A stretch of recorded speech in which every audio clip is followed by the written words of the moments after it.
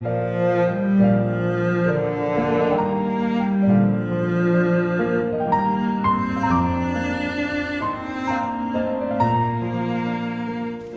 우리는 읽은 본문 말씀을 통해서 구원신앙, 믿음으로 말미암아 구원에 이른 사람이 어떤 모습으로 드러나는가를 살펴보려 합니다. 우리 안에 계신 성령께서 오늘 본문을 통하여 말씀하시는 말을 저와 여러분 모두에게 가르쳐 주시기를 바랍니다. 늘 말하지만 생명은 자신의 살아있는 모습을 그 활동을 통해서 나타내기 마련입니다. 지금 나뭇잎이 다 떨어져서 앙상하지만 사나무는 봄이 되면 반드시 잎을 틔움으로 자기의 살아있음을 드러냅니다. 하나님께 구원받은 자들도 자기의 영생이 있음을 분명하게 드러내게 돼요. 그 생각과 마음과 행동을 통해서 드러냅니다. 성령께서 야고보서 2장에서 말씀하신 바가 바로 그것입니다. 야고보서 2장 17절 이와 같이 행함이 없는 믿음은 그 자체가 죽은 것이라. 영혼 없는 몸이 죽은 것 같이 행함이 없는 믿음은 죽은 것이니라. 여기서 말하는 행함은 구원의 조건으로서의 행함이 아닙니다. 그리스도를 믿음으로 구원받은 자가 하나님께 받은 그 영생의 활동으로서 그 열매로서의 행위입니다. 그런 행함이 없는 자는 구원받지 못한 것이라고 말하는 것이요. 그렇다고 해서 행위를 나타내야 구원이 완성된다. 이 논리는 또 잘못된 것이고 오늘 이제 그 문제를 함께 다뤄볼 것입니다. 우리 본문은 바로 그 점을 분명하게 보여주고 있습니다. 오늘 읽은 본문 말씀 다시 한번 읽습니다. 너희를 대하여 대면하면 겸비하고 떠나 있으면 담대한 나 바울은 이제 그리스도의 온유와 관용으로 친히 너희를 구원하고 또한 우리를 육체대로 행하는 자로 여기는 자들을 대하여 내가 담대히 대하려는 것 같이 너희와 함께 있을 때 나로 하여금 이 담대한 태도로 대하지 않게 하기를 구하노라. 우리가 육체에서 행하나 육체대로 싸우지 아니하노니 우리의 싸우는 병기는 육체에 속한 것이 아니요 오직 하나님 앞에서 견고한 진을 파하는 강력이라. 모든 이론을 파하며 하나님 아는 것을 대적하여 높아진 것을 다 파하고 모든 생각을 사로잡아 그리스도에게 복종케 하니 너희의 복종이 온전히 될 때 모든 복종치 않은 것을 벌하려고 예비하는 중에 있노라. 자, 이 본문 말씀에서 우리라는 1인칭 복수 대명사가 계속 쓰여지고 있어요. 고린도서 10장 3절에 우리가 육체에 행하나 우리의 싸우는 병기는 육체에 속한 것이 아니요. 또 10장 5절에서도 우리가 라는 말이 빠져 있긴 하지만 우리가라는 이 주어가 들어있어. 우리가 모든 이론을 파하며 하나님 많은 것을 대적하여 높아진 것을 다 파하고. 자, 여기서 말하는 우리는 누구를 가리킵니까? 이 우리. 문법적으로 말하면 이 글을 쓴 이 고린도 후서를 기록한 사도 바울 자신과 고린도 교회 성도님들 그 편지를 받아봤으니까 그런 의미의 우리일 것입니다. 문법적으로는.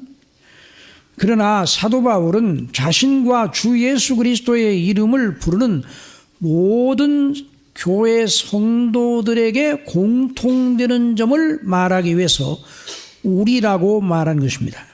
그러니 그 우리는 구원받은 모든 사람들의 범위를 말하는 거예요. 구원받은 사람들이 다 우리에 해당이 되는 것입니다.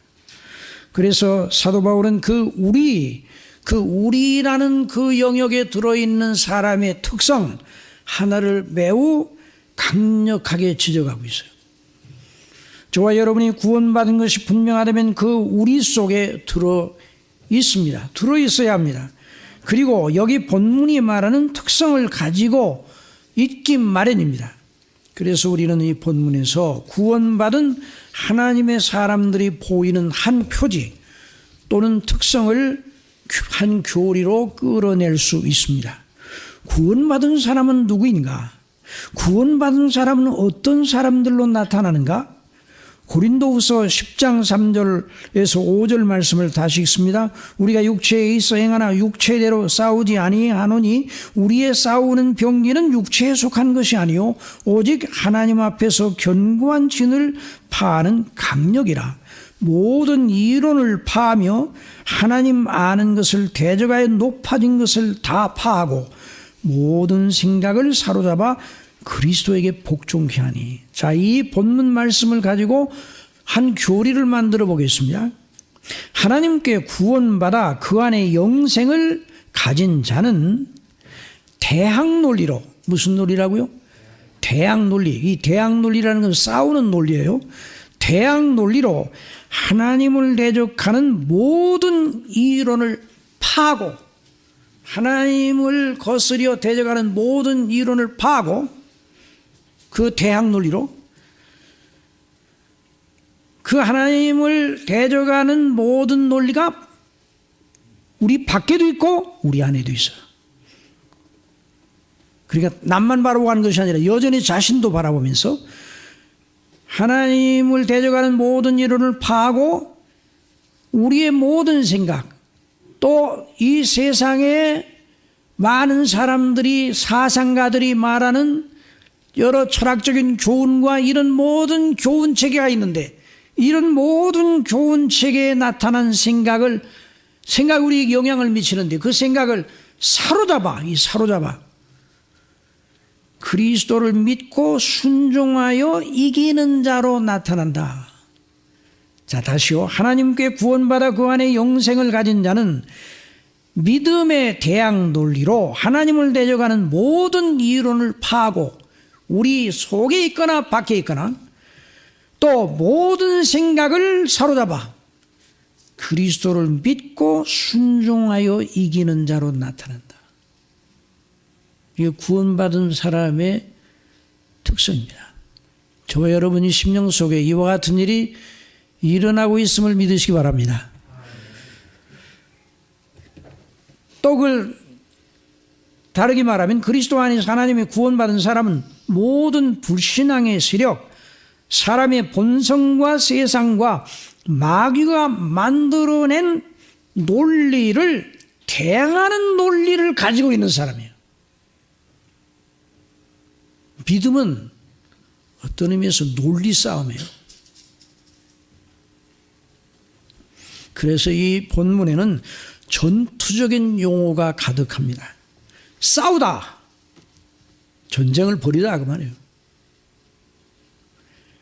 우리의 싸우는 병기, 견고한 진, 견고한 부대를 격파하는 강력, 이게 전쟁터에서 일어나는 일 아니에요. 사로잡아 복종해야 돼. 포로 잡아서 끌고 와서 복종하게 하는 이런 일이 있단 말이죠. 이 모든 것이 바로 전투적인 용어예요. 전투적인. 자, 싸움, 여러 싸움이 있습니다. 여러분 인생들 가운데 여러 싸움이 있어요. 사람과 사람 사이의 싸움도 있고 나라와 나라 사이의 싸움도 있고 지금 러시아와 우크라이나가 싸우고 있어요. 수만 명이 죽었다고 그러는데 뭘 위해 싸우는가? 무익한 전쟁이에요. 이기는 자도 망하고 지는 자도 망해요. 역사상 그런 싸움이 얼마나 많았습니까? 물론 유익한 전쟁도 있었어요. 꼭 해야 하는 전쟁도 있었어요. 악의 세력을 물리치기 위해서, 또 정당방위를 위해서 싸워야 하는 싸움도 있습니다. 일반적으로. 그러나 여러분, 모든 싸움 가운데 가장 큰 의미를 가지고 그 싸움이 이기면 영원히 보장되고 그 싸움에서 져서 패퇴해버리면 영원히 망하게 되는 그 싸움이 있다면 이 싸움을 보통 싸움으로 여겨서는 안 돼요. 오늘 본문이 그걸 말하고 있어요. 사도 바울은 사람이 구원을 받은 후에 이 세상에서 산다는 것은 영적 전투의 현장에 투입되어 싸움에 임해야 함을 전제하고 있어요. 사람이 구원을 받으면 그냥 가만히 있는 것이 아니라, 그냥 믿음은 가만히 정적인 것이 아니에요. 믿음은 역사하는 믿음이에요. 역사하는, 일하는 믿음, 활동하는 믿음. 그런데 그 역사가 나타나는 여러 믿음에 감당해야 될 일 가운데 영적 싸움이 있다는 말입니다. 성경대로 믿음을 가진다는 것은 세상과 마귀, 하나님을 부인하고 대적하고 믿지 않은 세계의 논리들을 대항하는 대항 논리로 이긴다는 말이에요. 우리 믿음이 대항 논리를 가지고 있어야 돼요. 그냥 무조건 나는 믿는다 그러는데, 믿는다는데 왜 믿느냐? 왜 그렇게 믿어야 되느냐? 그 논리가 없으면 그 마귀를 이길 수가 없어요. 세상을 이길 수가 없어요. 세상 사람들도 자기들이 왜 하나님을 안 믿는가? 당신들이 믿는 예수 왜 우리가 안 믿는 줄 알아? 나름대로 논리를 가지고 있어요. 우리가 전에 예수님을 믿지 않았을 때, 거듭나지 않았을 때 우리는 불신앙의 논리들의 포로가 되어 있었습니다. 왜 그때 우리가 믿지 않았는가? 믿는 것이 우리 눈에 보기에 옳아 보이지 않아서 안 믿었어요. 우리 눈에 보기에 예수님 믿는 사람, 내가 보기에는 참 시원찮은 사람이 예수님 믿더라, 이런 생각이 우리를 지배하고 있었어요. 그러니까 내가 가지고 있는 논리, 내가 가지고 있는 관점으로 볼 때 그러하였다 이 말이에요. 그때 우리가 하나님과 예수님을 믿는 것을 그때 우리는 그렇게 생각했어요. 여러분은 어떤지 모르면 저도 예수 그리스도를 구주로 믿기 전 청년 때 이전에 예수님 믿는 청년들을 아주 시원찮은 사람들을 봤어요.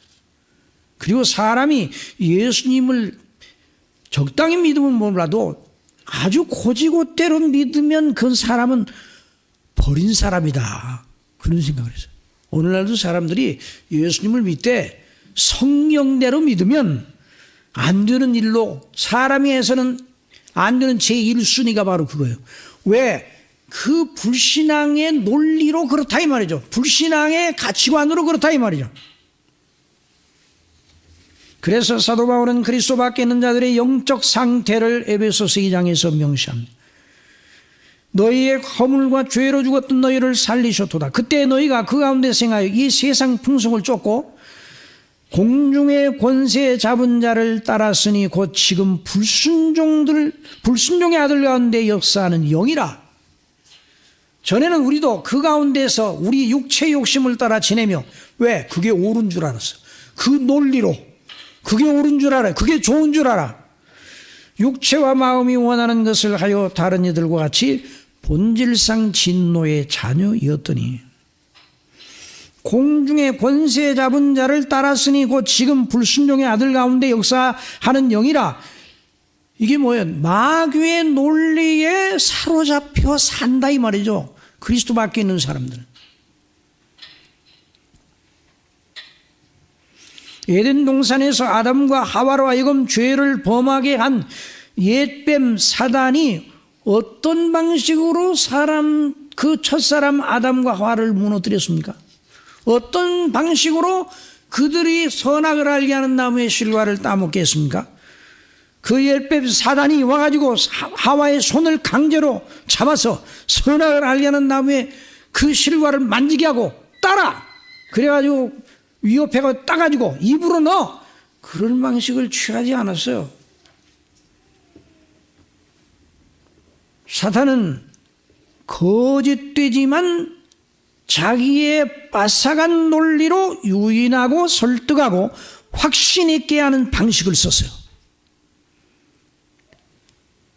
오늘날도 하나님을 믿지 아니하는, 하나님 없다는 사람들이 쓴 철학책, 인생론을 보면 빠삭한 이론이 거기에 펼쳐져 있어요.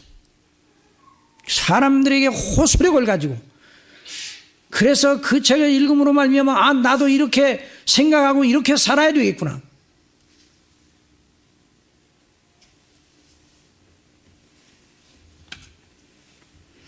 이런 논리로 가득해요. 그 책은. 하나님을 안 믿는 것이 옳다는 거예요. 지난번에 말씀드린 것처럼 버트랜드 너스리, 왜 나는 그리스도인이 아닌가? 그 논리로 그걸 자랑하고, 그래서 많은 사람도 나를 따르라는 식으로 그런 책을 낸 거 아니에요? 마귀가 그들의 손을 강제로 붙잡아 선악을 알게 하는 나무를 따먹게 하는 것이 아니라 말로 유혹하여, 논리로 유혹하여 거짓된 비전을 갖게 하고 설득하는 방식을 썼습니다. 그리고 아담과 하와가 그 말에 녹아난 것이죠. 창세기 3장 1절에 여호와 하나님이 지으신 들짐승 중에 뱀이 가장 간교하더라. 뱀이 여자에게 물어가로되 하나님이 참으로 너희더러 동산 모든 나무의 실과를 먹지 말라 하시더냐. 여자가 뱀에게 말하되 동산 나무의 실과를 우리가 먹을 수 있으나 동산 중앙에 있는 나무의 실과는 하나님의 말씀에 너희는 먹지도 말고 만지지도 말라 너희가 죽을까 하노라 하셨느니라. 뱀이 여자에게 이르되 너희가 결코 죽지 아니하리라. 너희가 그걸 먹는 날에는 너희 눈이 밝아 하나님과 같이 되어 선악을 알 줄을 하나님이 아심이니라. 자, 이 논리에 하와가 사로잡혔어요. 그리고 그 나무를 보았습니다. 그런데 어떻게 보였어요? 여자가 그 나무를 본 적, 사단의 말을 듣고 사단의 논리를 마음속에 두고 그 나무를 보니까 달리 보였어요. 먹음직도 하고 보암직도 하고 지혜롭게 할 만큼 탐스럽기도 한 나무인지라. 그러면 따먹는 건 시간 문제예요. 그래서 이 본문은 그렇게 느낀 다음에 느끼고 행동하는 것 사이에 간격을 두지 않고 나무인지라, 탐스럽기도 한 나무인지라 여자가 그 실과를 따먹고 바로 말하고, 자기와 함께한 남편에게도 주매. 왜 남편에게 줬어요? 이거 따먹는 거 정말 옳은 일 아냐? 좋은 일 아냐? 그래서 자기 사랑하는 남편에게 준 거예요. 남편도 역시 같은 논리에 설득을 당해서 먹었습니다. 최초의 범죄가 그런 식으로 이루어졌어요. 그들이 하나님을 아는 지식을 내려가는 마귀의 거짓 논리, 이걸 먹는 날에는 결코 너희들이 그날에 죽을 것이다. 그럼 먹는 날에는 그날이 죽는다고 그랬어요. 우리 성경에는 먹으면 죽으리라. 그런데 그 영어 성경을 보면 더 먹는 그날에, the day, 먹는 바로 그날에 죽는다. 그래서 그날 영혼이 죽었습니다. 영혼이 죽은 상태를 드러낸 가장 분명한 표지는 하나님을 싫어하는 거예요. 하나님을 등지고 도망치는 거예요. 그래서 나무 사이에 숨었어요. 하나님의 거니시는 음성을 듣고, 이전 같으면 하나님께 달려나가서 친밀한 하나님과의 교제를 최고의 기쁨으로 여겼을 그가 영적으로 죽으니까 하나님을 배반하고 하나님을 등지고 달아났어요. 영혼이 죽어서 몸도 죽을 몸이 되었습니다. 그것이 아담의 후손들 전체의 인생 조건입니다. 그래서 로마서 5장 11절에 이러므로 한 사람으로 말미암아 죄가 세상에 들어오고, 다 같이 읽읍시다. 죄로 말미암아 사망이 왔나니 이와 같이 모든 사람이 죄를 지었으므로 사망이 모든 사람에게 이르릅니다. 이것이 모든 인생이 본질적으로 다 하나님의 무서운 진노 아래에 있는 실상이에요. 로마서 1장 18절 이하에 하나님의 진노가 불의로 진리를 막는 사람들의 모든 경건치 않음과 불의에 대하여 하늘로 쫓아 나타나느니 이는 하나님을 알만한 것이 저희 속에 보임이라. 하나님께서 이를 저희에게 보이셨느니라. 창세로부터 그의 보이지 아니하는 것들 곧 그의 영원하신 능력과 신성이 그 만드신 만물에 분명히 보여 알게 되나니. 분명해요. 그러니까 하나님이 없다는 논리는 설 수 없는 논리예요. 증거가 없어서 하나님을 못 믿는다고 많은 사람들이 말합니다. 불신은 증거만 내놓으면 하나님 믿겠다. 하나님 봤어? 하나님을 보여줘. 그럼 믿겠다. 이런. 그 말은요, 나는 영적으로 죽었다는 걸 나타내는 웅변이에요. 늘 말씀드리면 햇빛 쏟아지는 벌판에 갔는데 깜깜하다 그러면 시각에 장애가 있는 증거가 아닙니까? 그런데 증거가 없어요? 전 세계가 다 증거예요. 우리 몸이 증거예요. 모든 게 증거예요. 증거 아니, 하나님이 계시다는 걸 증거하진 않는 게 어디 있어요? 그래서 이는 하나님을 알만한 것이 저희 속에 보입니다. 하나님께서 이를 저에게 보이셨느니라. 창세로부터 그의 보이지 않은 것들 곧 그의 영원하신 능력과 신성이 그 만드신 만물에 분명히 보여 알게 되나니. 어떤 사람이 미술 작품을 너무 잘 아름다운 미술품을 제출해서 그 사람이 미술 솜씨가 있는지 없는지는 몰라요.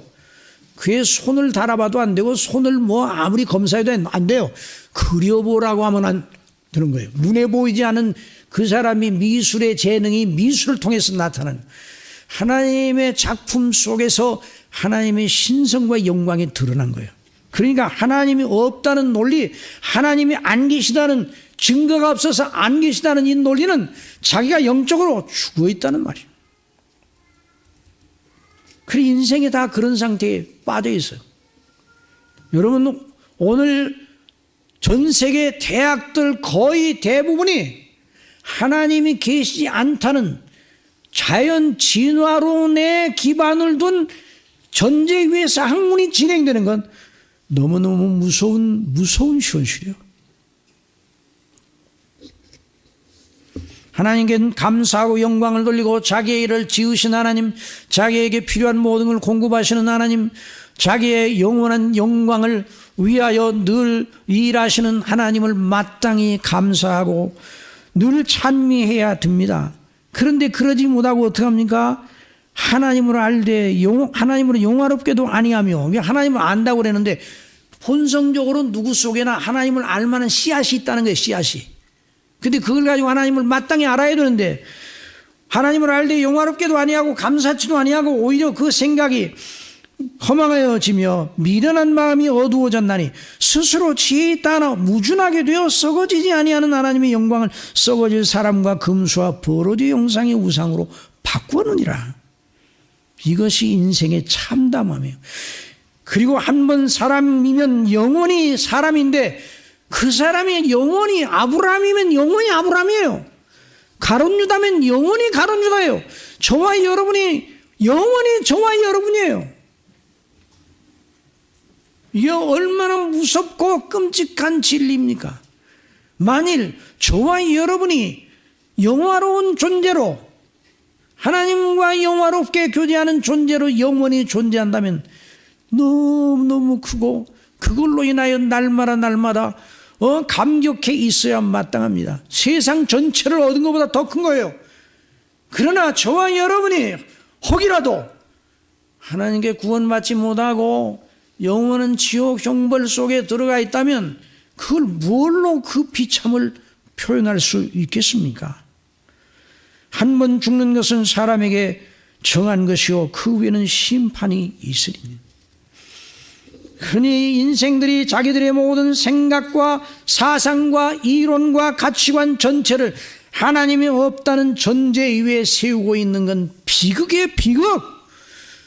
그래서 우리 예수님이 당신의 사랑하는 백성들을 거기서 건지시기 위해서 오신 거예요. 그러니까 오늘날 교회가 이 진리를 가르쳐야 돼요. 성도들이 이 진리를 듣기를 원해야 돼요. 여러분, 우리의 구원, 하나님께서 우리에게 주신 이 구원이 어떤 구원입니까? 우리가 꿈꾸는 구원입니까? 역사상 유토피아를 꿈꾸던 사람들이 많았어요. 유토피아, 이상주의.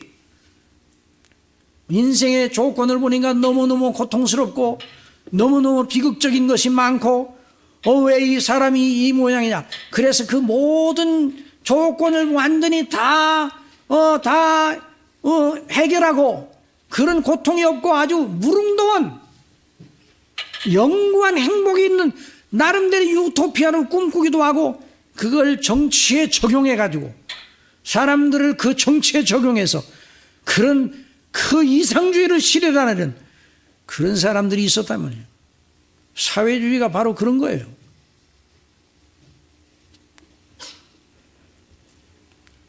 여러분, 우리가 원하는 조건, 우리가 원하는 꿈꾸는 구원을 위하여 하나님을 부르지 마십시오. 그런 구원이 아니에요. 구원은 하나님과의 영원한 관계의 문제입니다.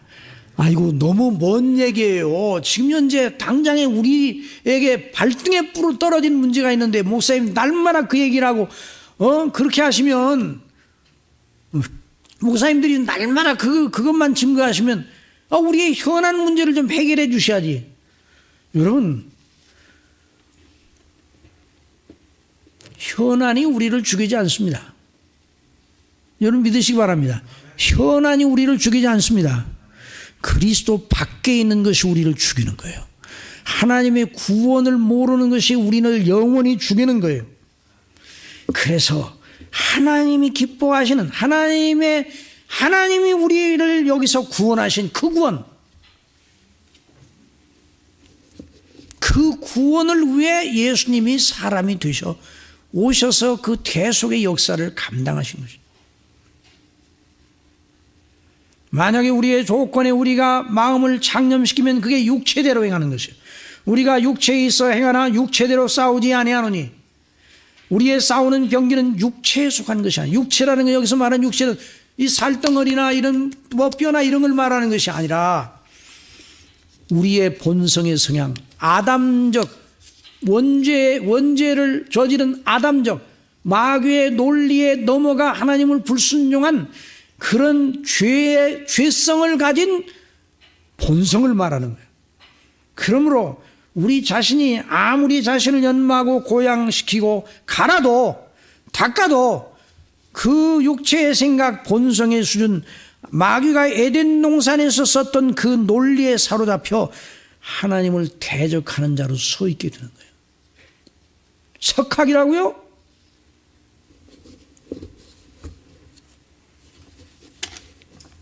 그 빠삭한 논리로 하나님을 대적하여 수많은 사람들을 멸망길로 인도하려는 사람들이나 마찬가지예요. 그것이 바로 죄 가운데는 불신앙의 상태입니다. 그러므로 성경이 말하는 우리의 구원은 우리 사람 스스로 이룰 수 없어요.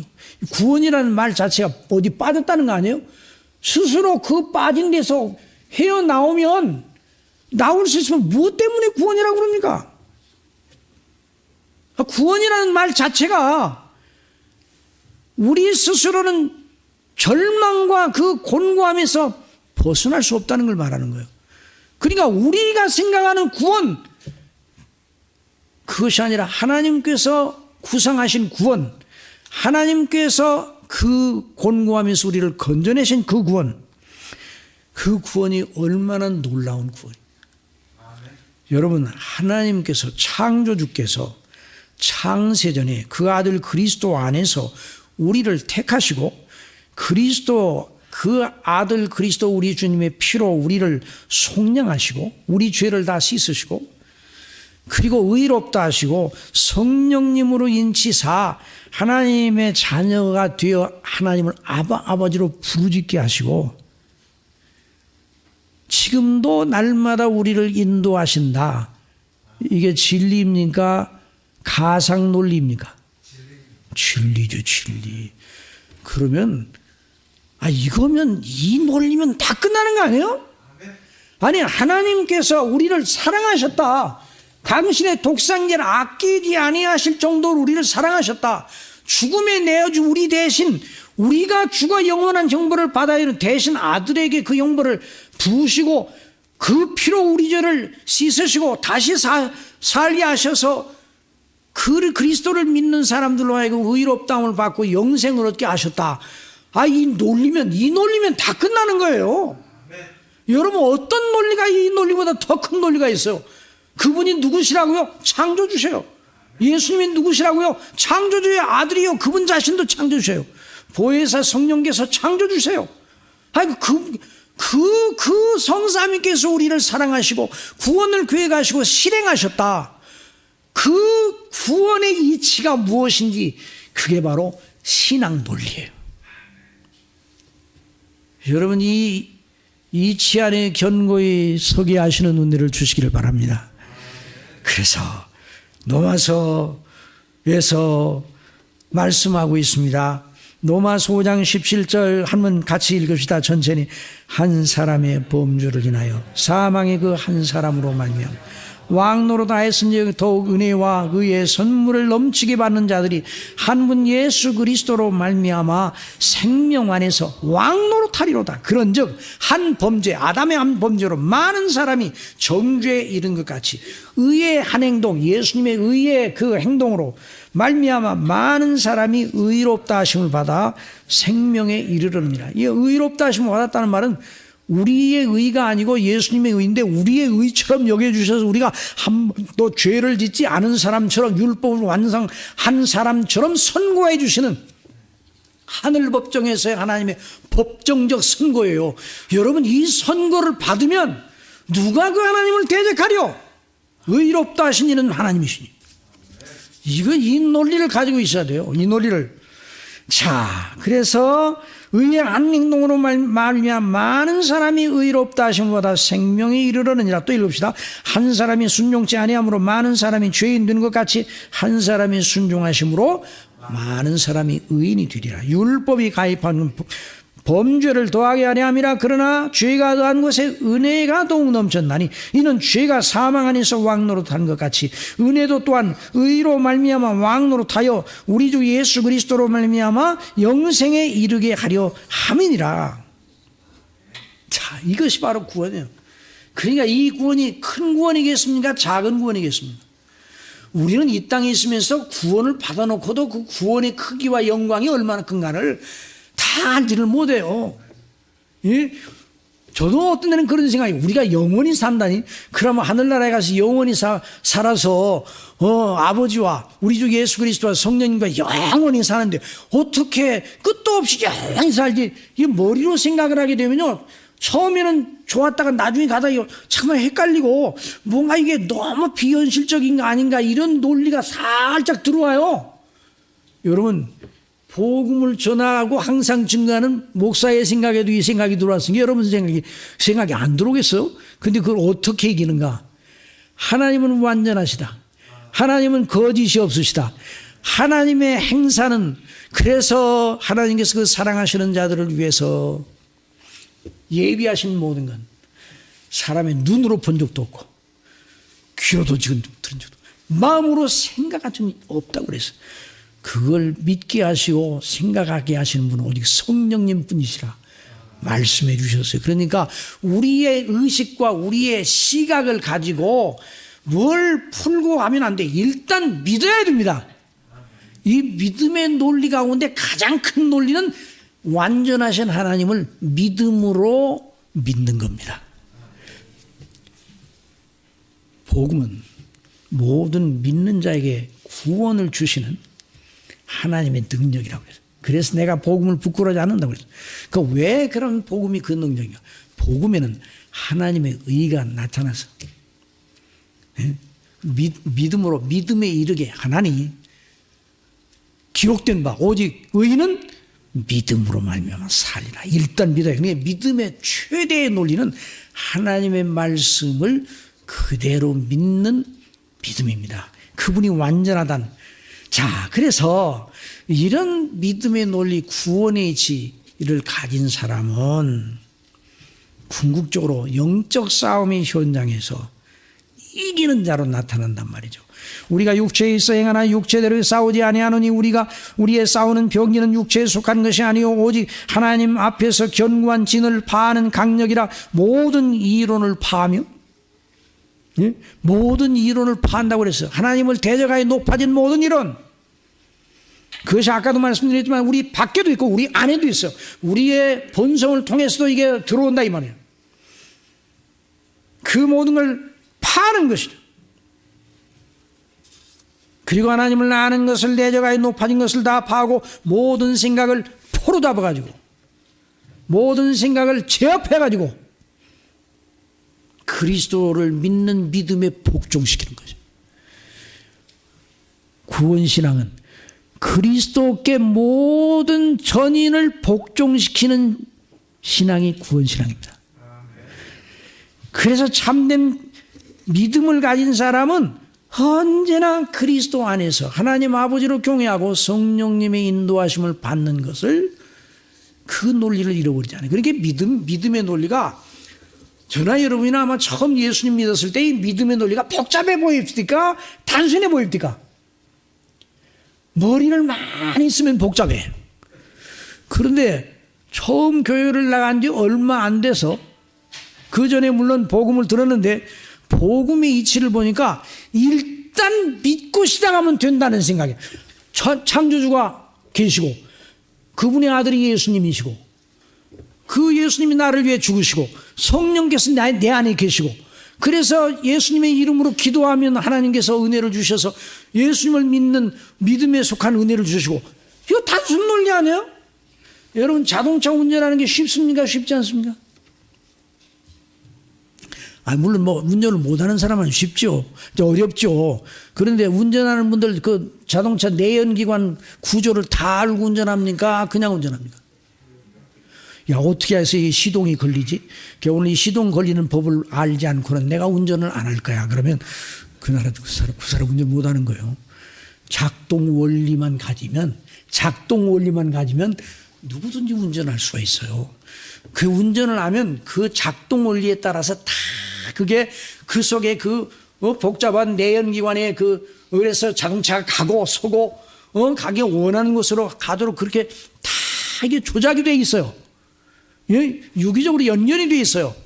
그러니까 우리가 예수님을 믿는다고 하는 이 논리는 처음 믿는 사람들에게도 믿음으로만 받아들이면 어렵지 않습니다. 그런데 이제 너무 쉬우니까 오랫동안 30년 40년 믿으면 믿음의 이치가 좀 유치합니까? 유치하지 않습니까? 유치하지. 처음 믿는 사람에게 단순하니까. 천만에요. 예수님을 믿는 믿음의 영광과 예수님과 하나님 아버지와 주의 성령님을 늘 우리 임재를 체험하고 하는 것은요, 우리가 영원토록 체험해도 더 체험할 부분이 영원토록 남아있는 분이 성삼위 하나님이셔요. 그리고 하나님의 오묘함을 어찌 다 알겠어요. 그래서 욥이 왜 내가 이런 고난을 받습니까? 내가 하나님을 진실로 섬기고 범죄치 않고 그랬는데 왜 하나님께서 나를 이렇게 고난케 하시고 이런 고통을 당하고 아니 사람들이 생각할 때 다 하나님을 어떻게 생각하겠어? 이런 생각이 들어올 만한 친구들이 와서 너 잘못한 게 있으니까 너 벌 준 거야. 그건 아니란 말이죠. 그래서 욥이 하나님 왜 그렇습니까? 그래서 내가 몸 밖에서 줄을 배우면 내 변백하기라 한번 따져보리라 이런 식의 그러니까 하나님께서 내가 네게 묻는 말에 대답할 테니 너 대장부답게 띠를 띠고 내 말에 대답을 해라. 내 묻는 말에 대답을 해라. 근데 한마디도 대답을 했어요. 보셨어요? 내가 땅에 기초를 놓을 때 너 어디 있었냐? 이건 욥에게 묻는 말만 아니에요. 우리에게 묻는 말. 여러분 하나님이 천지를 지으실 때 어디 있었어요? 하나님이 구름을 만드실 때 저와 여러분이 어디 있었어요? 저와 여러분은 언제부터 있었습니까? 그리고 어떤 분 창세전부터 그래도 창세전부터 하나님께서 마음속에 우리를 아셨다는 거죠. 그래서 성도의 영원한 행로는 이제 거기서부터 시작이 돼야 되지만 우리의 존재는 어머니 모태에서 잉태되는 때부터 존재했어요. 그러니까 우리 이전에 일어났던 건 우리 하나도 몰라. 또 뭘 아는 것도 우리가 책을 통해서 성경을 통해 아는 거지 우리 스스로 알질 않잖아요.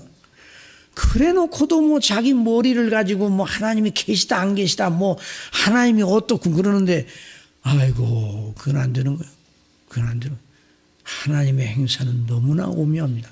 그래서 하나님을 믿는 믿음의 원리는 우리 편에서 보면 단순하게 만들어 놓으셨어요. 예? 하나님이 세상을 이처럼 사랑하사 독생자를 주셨어요. 이는 저를 믿는 자마다 멸망하지 않고 영생을 얻게 하려 하심이라. 단순해요, 복잡해요? 우리 어린이들도 이게 참석했어요. 자, 학생들 참석했는데 어린이들 이것이 어려워요, 쉬워요? 응? 어린이들이 이거 어려워요? 하나님이 우리를 너무 사랑하셔서 그 아들 독생자 예수님을 보내주셔서 그 예수님을 믿으면 멸망하지 않고 지옥 가지 않고 영생 얻게 하셨어요. 이 복음의 진수 아니에요? 얼마나 이 복음의 진수가 쉽고 영화로워요. 그러나 이 놀라운 쉬운 복음, 은혜의 복음이 그 깊이를 누가 다 잴 수 있겠어요? 그러니 우리가 받은 구원이 너무 그거 놀라운 것입니다. 그래서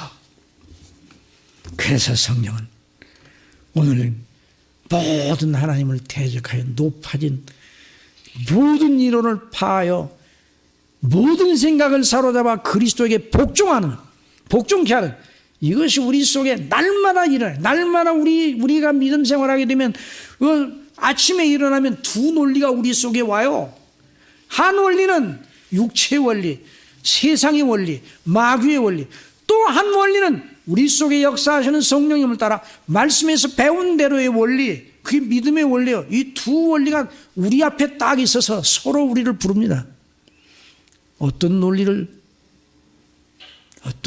이겨내야 돼요. 그래서 사도 바울은 예수 그리스도를 믿는 사람들이 가진 이 싸우는 병기는 육체에 속한 것이 아니오 오직 하나님 앞에 견고한 진을 파하는 강력이라. 모든 이로를 파하며 하나님 아는 걸 대적하여 높아진 걸 다 파하고 모든 생각을 사로잡아 그리스도에게 복종케 하니. 그래서 이런 논리로 늘 승리하는 저와 여러분이 되게 날마다 은혜 주시기를 원하시는 하나님을 찬미합시다. 자, 그러니까 우리로 하여금 궁극적으로 우리를 믿음의 단호한 자세로, 믿음은 그러니까 단호한 자세예요. 믿음의 논리로 세상과 불신앙의 논리와 사단의 유혹 논리를 이겨 늘 하나님을 위하는 편에, 그리스도를 복종하는 편에 있게 하는 거예요. 그리스도를 바라보고 그 십자가의 대속의 은혜로 날마다 서게 하는. 그래서 참된 구원받은 사람들은 그 속에서 세상과 불신앙과 마귀를 대하여 이기는 논리를 가지고 있는데 몇 가지로 정리해 보았어요. 첫째, 내가 예수님을 믿어 구원받은 사람이라 이런 논리를 가지고 있어요. 나는 스스로는 본질상 진노의 자녀였다. 그러나 하나님께서 주권적인 사랑으로 창세전에 나를 택하시어 그리스도 안에서 구원하시고 아들로 삼으시려고 예정하셨다. 하나님께서 때가 되어 독생자 예수 그리스도를 보내셔 나를 위하여 대속하게 하셨다. 그리스도의 나심, 생애, 죽으심, 부활, 승천, 하나님 우편에 계심, 다시 오심이 나의 구원을 위한 완전하고 충분한 조건을 지불하시고 이루셨다. 그래서 구원받은 사람은 그리스도를 다 생각하지 않을 수가 없어요. 성령께서 나를 그 아버지의 뜻과 그리스도의 구속의 효력을 가지고 역사하셔 말씀으로 부르시고 거듭나게 하셔 죄를 깨닫게 하시고 회개케 하시고 예수님을 믿어 구원받게 하셨다. 성령께서 나로 하여금 예수님을 믿지 않으면 안 되는 절대 이유를 가르쳐 주셨다 이 말이에요. 이런 논리를 가지고 있어야 돼. 로마서 3장 20절에 그러므로 율법의 행위로 그의 앞에 의롭다 하심을 얻을 육체가 없나니 율법으로는 죄를 깨달음이니라. 이제는 율법 외에 하나님의 한 의가 나타났으니 율법 외라는 건 율법을 지켰던 안 지켰던, 율법을 지키느냐 안 지키느냐에 따라서 사람이 구원이 왔다 갔다 하는 그런 법이 아니라 율법 지키는 것 안 지키는 것 관계없이 율법 밖에 율법을 완전히 이루게 하신 하나님의 한 의가 나타났어요. 율법과 선지자의 증거를 받은 것이라. 곧 예수 그리스도를 믿음으로 말미암아 모든 믿는 자에게 미치는 의인이 차별이 없는, 이 미친다는 건 전가됐다는 거예요. 어떻게 됐다는 거예요? 전가됐다는 거예요. 늘 말씀드린 전가라는, 이 의의 전가라는 교리가, 그리스도의 의의 전가라는 교리가 복음의 진수예요. 그런데 이걸 무너뜨리려는 사람들이 너무나 많아요. 오늘날 신학자들 가운데도 의의 전가 교리를 부인하려고 하는 사람들이 있어요. 이건 사단의 종이에요, 사단의 종.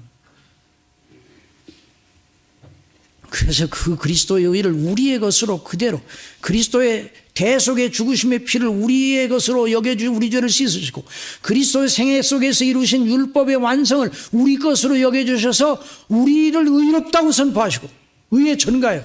전가라는 건 내 것이 아닌데 내 것으로 뒤집어 씌우는 게 전가예요. 나쁜 의미의 전가는 이건 나쁜 거지만 좋은 의미의 전가는 너무너무 영광스러운 거예요. 네? 늘 우리가 그 예를 들었잖아요. 누구랑 가서 식당에 가서 밥을 먹는데 10사람이 가서 밥을 먹는다고 그래봐요. 가서 밥을 먹는데 밥을 누가 내야 됩니까? 밥값을? 각자 내야 돼요, 각자. 그런데 그때 어느 분이 어느 장로님이 오늘 점심은 제가 내겠습니다 하는 순간 9그릇이 그 장로님에게 쏜살같이 순식간에 전가가 됩니다. 그래서 나중에 장로님이 열 그릇의 값을 한 그릇밖에 안 잡섰는데 그게 전가예요. 그게 예수님의 것을 우리에게 완전한 의를 우리에게 전가하셨으니까 우리가 거기다 그래도 좀 보태면 그래도 더 낫겠습니까? 안 낫겠습니까? 보태면 더 낫지 않아요? 성경대로 믿어야 돼요. 왜 자기 의식을 가지고 믿어요? 그래서 곧 예수 그리스도를 믿음으로 말미암아 모든 믿는 자에게 미치는 의인이 차별이 없느니라. 모든 사람이 죄를 범하였으며 하나님의 영광에 이르지 못하더니 그리스도 예수 안에는 구속으로 말미암아 하나님의 은혜로, 이 구속이라는 건 구원의 값을 지불하셨다는 거예요. 속량, 예수님이 피로써 저와 여러분의 죄값을 다 지불하셨어요. 과거, 현재, 미래. 그러니까 우리에게 예수님 믿게 해서 구원하시면 착해질 거야. 그걸 생각하고 미리 우리를 구원하신 게 아니에요. 어떤 양반들은 이런 양반들, 우리가 잘 믿을 걸 아시고 창세전에 아시고 우리를 택하셨다. 이게 이제 알미니아인데요. 아이고, 이 소리는 하나만, 이건 논리가 아니에요. 그러면 그 사람의 택함과 구원이 결국 누구에게 달려 있다는 거예요? 자기 자신에게 달려 있다는 거예요. 모든 사람이 죄를 범하였으며 하나님의 영광에 이르지 못하더니 그리스도 예수 안에는 구속으로 말미암아 하나님의 은혜로 값없이 의롭다 하심을 얻은 자 되었느니라. 이 예수를 하나님이 그의 피나여 믿음으로 말미암는 화목제물로 세우셨으니 이는 하나님께서 길이 참으시는 중에 전에 지은 죄를 간구하심으로 자기의 의로우심을 나타내려 하심이니 곧 이때 자기의 의로우심을 나타내사 자기도 의로우시며 또한 예수 믿는 자를 의롭다 하십니다. 그러므로 사도 바울은 언제나 그리스도를 바라보도록 합니다. 그러나 무엇이든지 내게 유익하던 걸 내가 그리스도를 위하여 다 해로 여길 뿐더러 또 모든 걸 해로 여기면 내 주 그리스도 예수를 아는 지식이 가장 고상함을 인함이라. 내가 그를 위하여 모든 걸 잃어버리고 배설물로 여기면 그리스도를 얻고 그 안에서 발견되려 함이니 내가 가진 의는 율법에서 난 것이 아니오 오직 그리스도를 믿음으로 말미암은 것이니 곧 믿음으로 하나님께로서 난 의라. 그러니까 계속 누구를 바라봐요? 그리스도를 바라봐야 돼요. 그리스도를 바라봐요. 그래서 무릇 하나님의 영으로 인도함을 받는 그들은 하나님의 아들이에요. 성령께서 그리스도 안에서. 자, 그래서 우리가 성령님으로 말미암아 하나님을 아버지로 부르짖는단 말이에요. 너희는 다시 무수하는 종의 영을 받지 아니하였고 양자의 영을 받았으므로 아버지라 부르짖느니라. 성령이 친히 우리 영으로 더불어 우리가 하나님의 자녀인 걸 증거하시나니. 자, 17절 나같이 읽읍시다. 시작. 자녀는 또한 후사 곧 하나님의 후사요 그리스도와 함께한 후사니 우리가 그와 함께 영광을 받기 위하여 고난도 함께 받아야 될 것이니라. 그래서 우리가 궁극적으로 하나님 미리 아신 자들로 또한 그 아들의 형상을 본받게 하기 위해 미리 정하셨으니 이는 그 많은 형제 중에서 맏아들이 되게 하려 하심이라. 또 미리 정하신 그들을 또한 부르시고 부르신 그들을 또한 의롭다 하시고 의롭다 하신 그들을 또한 영화롭게 하셨느니라. 아예 끝내버리셨어요. 저와 여러분의 구원을 위한 하나님의 조처를 확정짓고 끝내버리셨어요. 자, 이 말을 들으면서 자, 예수님을 잘 믿는 사람에게는 저 말이 해당되지만 나는 날마다 넘어져요. 나는 연약해요. 이런 걸 보니까 내가 구원받은 사람이 아닐 수도 있다는 생각이 드네요. 이런 생각이 들어올 겁니다. 지금까지 이걸 잘 따라온 분들 중에는.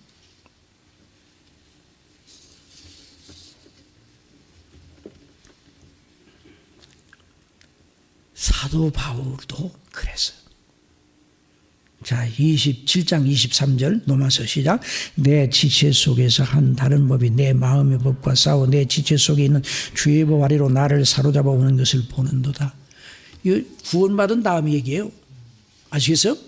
그러니까 여러분들이 구원받은 자인데 나는 완벽하지 못하다 그러면요, 그것 때문에 고민하지 말고 그것 때문에 더 믿어야 돼요. 오라 나는 곤고한 사람이로다. 이 사망 누가 나를 건져내랴. 야, 이 정도까지 됐으면요, 이 정도까지 됐으면 야, 나는 이제 틀렸어, 이런 생각을 했어야 될 거 아니에요. 그런데 사도 바울은 그럴수록 25절 시작. 우리 주 예수 그리스도로 말미암아 하나님께 감사하여 그러니 내 자신이 마음으로는 하나님의 법을 육신으로는 죄의 법을 섬기노라. 그래서 이제는 그 연약을 우리 속에 계신 성령님으로 말미암아 이겨나가는 거예요. 그러니까 믿음의 사람은 항상 믿음의 경건의 연습을 하는 거예요. 여러분, 여기 오늘 믿음의 사람은 하나님을 대적하여 높아진 것을 복종시키고 대적하여 파하고 그리스도께 복종한다는 그 말이 완전 무결하게 그런 사람만 그렇다는 말은 아니에요. 이게 성화의 목적이기도 하고 성화의 내용이기도 한데, 저와 여러분 넘어져요, 안 넘어져요? 어느 정도 넘어져요? 잘 넘어져요. 그래서 성경에 보면 7번 엎드려져도 다시 일어나는 자, 의인은 7번 넘어져도 아주 엎드러지지 않는다 그랬어요. 이 의인은 누구예요? 구원받은 하나님의 사람이에요. 그러니까 우리의 연약 때문에 우리의 구원이 취소되지 않습니다. 우리가 예수 그리스도를 믿음으로 말미암아 의롭다 하심을 받은 사람은 취소시킬 수가 없어요. 하나님도 취소 못 하셔요. 하나님께서도. 왜? 선고를 해놓으셨습니까? 그러니까 사도 바울은 늘 그리스도만, 내게서 좋은 것이 나오고 잘하는 것이 나오면 자랑스럽죠? 자랑 안 했어. 나 된 것은 누구로 말미암은 것이다? 내 속에 계신 하나님의 은혜로 말미암은 것이다. 그래서 너희는 그리스도 하나님께로 나서 그리스도 안에 예수 안에 있고 예수는 하나님께로 나와서 우리에게 의로움과 지혜와 의로움과 거룩함과 구속함이 되셨으니 기록된 바 자랑하는 자는 주 안에서 자랑하라 함과 같으니라. 그러나 나의 나된 것은 하나님의 은혜로 된 것이니 내게 주신 그의 은혜가 헛되지 아니하여 내가 모든 사도보다 더 많이 수고해서는 내가 아니요 오직 나와 함께 하신 하나님의 은혜로다. 그냥 오직 그리스도의 은혜. 그리스도.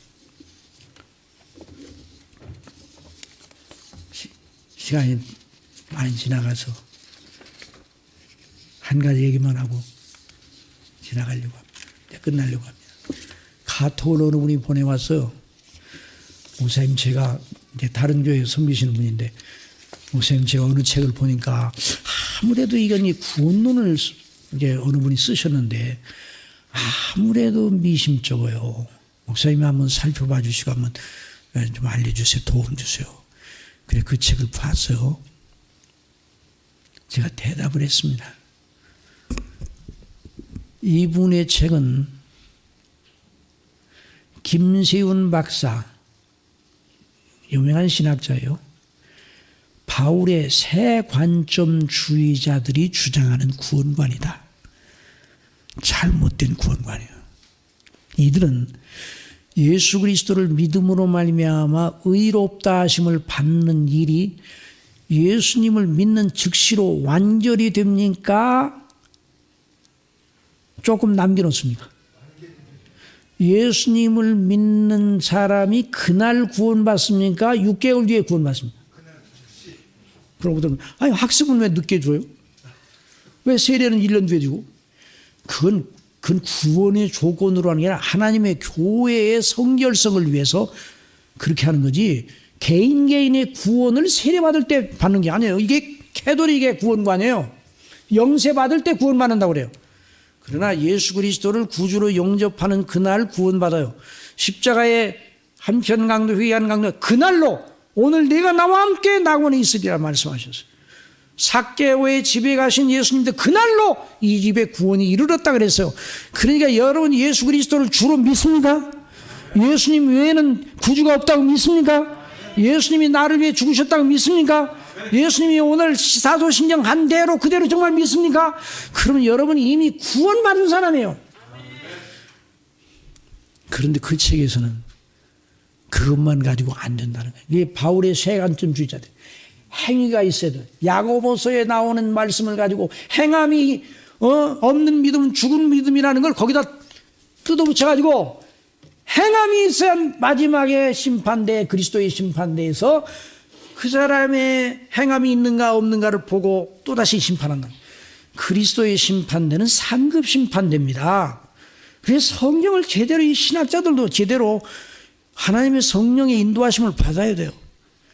그러니까 넘어지고 그리스도인들 가운데 넘어지고 연약한 부분이 많이 보이거든요. 교회에서 자꾸만 의롭다 하심을 받은 것이 완성되었다고 그러니까 그런다는 거예요. 그렇지 않아요. 복음은 예수님을 믿는 즉시로 구원받고 구원받은 사람으로서의 행함의 문제를 성경은 말하고 있어요. 야고보서에 아까 처음에 말씀 야고보서의 행함도 그 얘기예요. 그래서 이건 바울의 새 관점주의자들의 김세훈 박사도 그쪽으로 넘어갔어요. 이건 잘못된 거예요. 그건 그리스도의 십자가에다가 자기의 선행을 보태야 구원받는다는 캐톨릭의 구원관과 같은 거예요. 그런 구원관은 어떤 사람도 구원을 확신할 수 없고 가봐야 알아.